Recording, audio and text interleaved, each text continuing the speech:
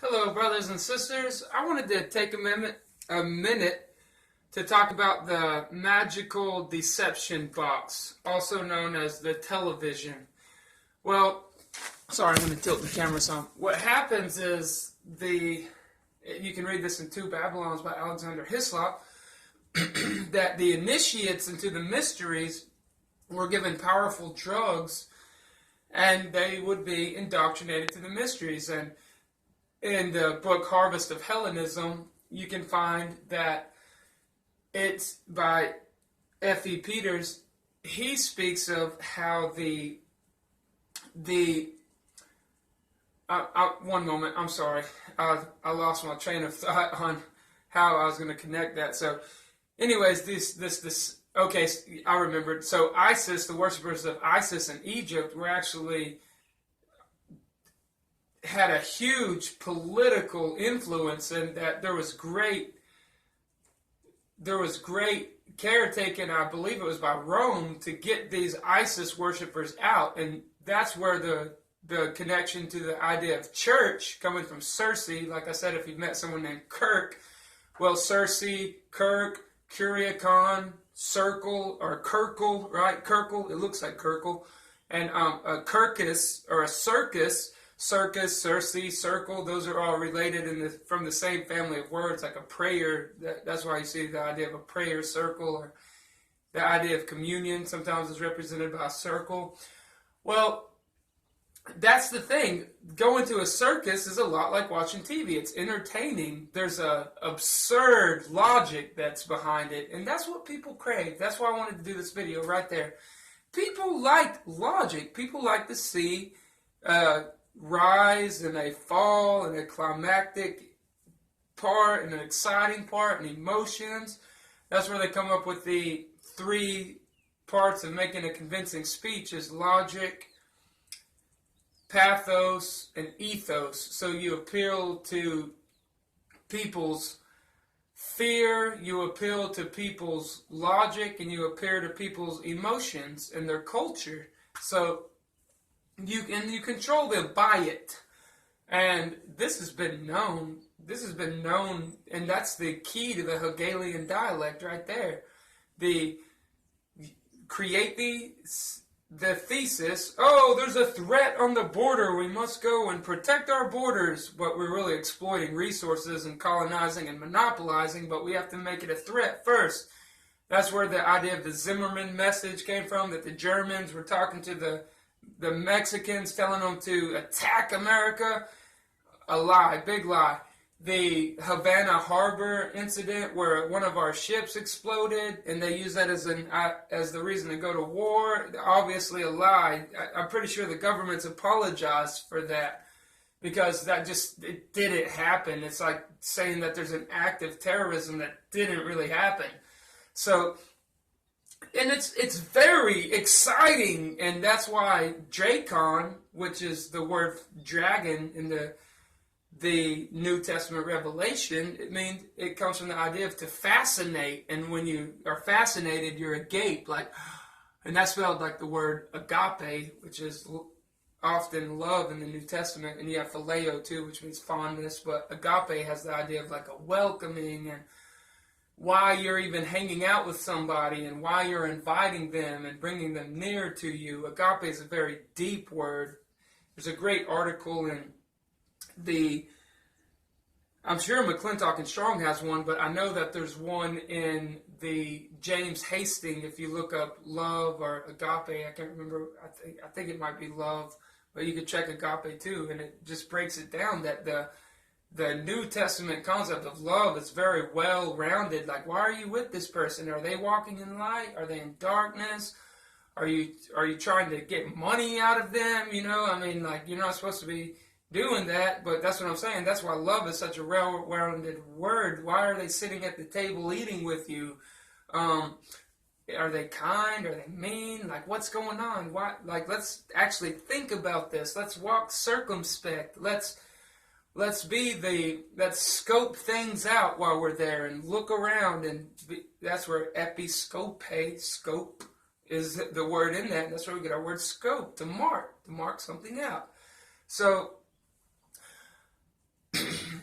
So what we're talking about, the television, the magical box, your cathode ray tube is what it used to be, but now it's gone into like these plasma screens and 3D screens, and they're putting curves in them and all of this new, LED screens and all of this new thing, but it still remains the same.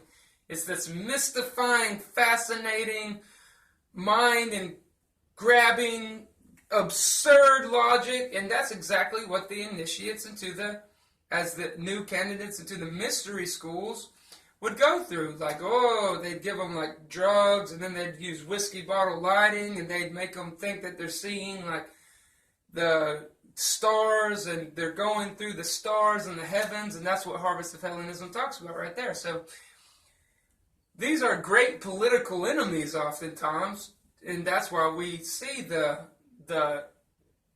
drinking of the cup of Circe, and the people who are involved with this thing called church are like a bunch of wild animals, pack mentality, ravenous wolves, a lion on its prey. And the scripture uses all these things for the people who want to rule over and dominate, the kata exousia and the kata kuriao, which is the Greek words for exercise authority and exercise lordship. So if you just Google places in scripture that say exercise authority, exercise lordship, you'll find it. So in 1 Peter 5, kata kuriao, he says you're not supposed to kata kuriao, not lording over God's heritage, lording over. Exercise authority. Those are synonymous ideas. So things have deep connections, and they're deeply rooted once you begin to understand how things are connected to the abstract through metaphors and the syllogisms and the synonyms and the antonyms, and you have these different little funny ways things connect through rhymes or metonym and homonym, and just these different words like sound the same. Like I would like to present the present in the present, and all those are spelled the same. Present, present, present. And then you have just like like I just realized this yesterday, but there's a cereal and they say cookie. I won't say the whole thing, but anyways, it's kooky. It's spelled like cookie, but it looks like kooky, right? That's how they do it. So it's like when somebody's kooky, he's a little kooky. So so we find these things always operating in reality the way that like you could take a letter out of a word and it reminds you of another word, like their God is gold, and you remove the L and it looks like their God is gold. So that's just little memory tricks and different interesting ways of studying and things that help keep it interesting. The parable, what runs beside, and the metaphor, which is the way of describing something in this bit of a syllogism kind of way, or I don't know if syllogistic is a word, but the syllogistic way, and this metaphoric way. So, and that's whenever I think of the Urim and the Thummim, and sometimes I say those wrong, I apologize. I know it's like the Urim and the Thummim, it looks like that, but what it means, lights and perfections, and that no wonder that was in the middle of the breastplate under the 12 stones and the stones that he had on his shoulder. And if you look about the weaving and the enduo, God clothed them with skins before he left them, before he made them leave the Garden of Eden, enduo. And that's what it says in the Septuagint. They're endowed, and the endowment of the high priest is a very important aspect of Scripture, just like the menorah, as you walked in the temple, would be on the left, because the door faced east, and that's where the sun comes up, right? And in Ezekiel chapter 8, they're having a sunrise service, and then they're worshiping Tammuz, which is the son of Nimrod and Semiramis, and they're having a sunrise service, and that's the same concept of the Trinity that they teach in the world, just like they have the idea of Brahma, Siva, and Krishna, in Buddhism, and then in Egypt they had Orion. Sorry, one moment. Orion, Isis, and I'm sorry, one moment, please. Horus, Isis, and I can't think of his name right now. So anyways, these different places throughout as we study, we find, I'm sorry, that's driving me crazy. It was Isis, Horus, and Osiris, there we go. I was confusing it with Orion. So Osiris, Isis, and Horus are the ones that they worship. They made the movie The Gods of Egypt. They have the Iliad with Odysseus and his travels. And they're all talking about the same thing. It's a corruption of the story of the stars. And and to enchant people through fascination. And the first communities and cities were built around fire, so the priest and the king would come and they could control the fire, and no one else knew how fire was or how fire worked. And making all these inventions, I have seen that God hath made man upright, but he hath sought out many inventions. And that's what we find. I mean, technology just blinds people, and TV's a part of that. And it's fascinating. I tell you what, all this Bluetooth technology and these Bluetooth speakers and the microwave oven and electric guitars and pedals and feedback, and you can loop it back, and there's these programs on your computer that are nightmares to try to learn, but you spend hours on YouTube. I mean, your mind will just, you could spend all day on the computer, and I would suggest with every fiber of your being, if you can, to stay away from it and go outside and mow the lawn and work, and but I mean, it's just we just get so absorbed by these things, and that's what happens in false religion, and that's what happens at the circus. It's just awe-inspiring, it's what is happening. This is amazing, but it's a bad kind of inspiration. David said, I will set no evil thing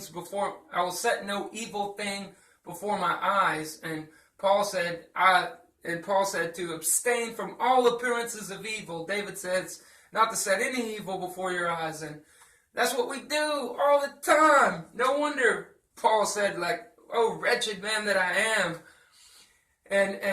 And he says, like, sinners of whom I am chief. And I mean, and we don't confess our faults, and we never say sorry, and we don't believe in forgiveness.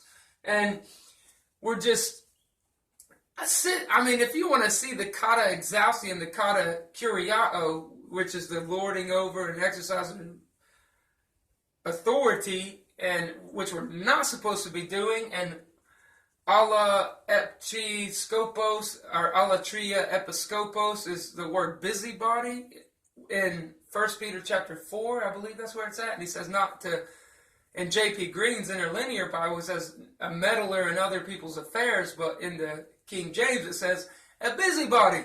We're not supposed to be getting involved with other people's stuff and trying to become a superintendent of our people. We have to focus on our own work and learn to be quiet. Man, silence. Woo, keeping silence. Can we learn to be silent? Man, silent. When you're silent, you rest. You can think, you can meditate.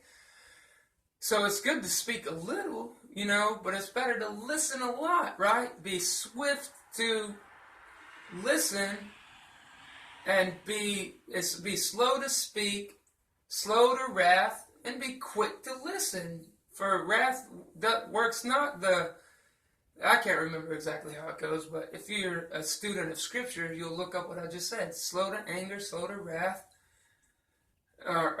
slow to speak, slow to wrath, and be quick to listen. So, quiet, rest, be still, Salah.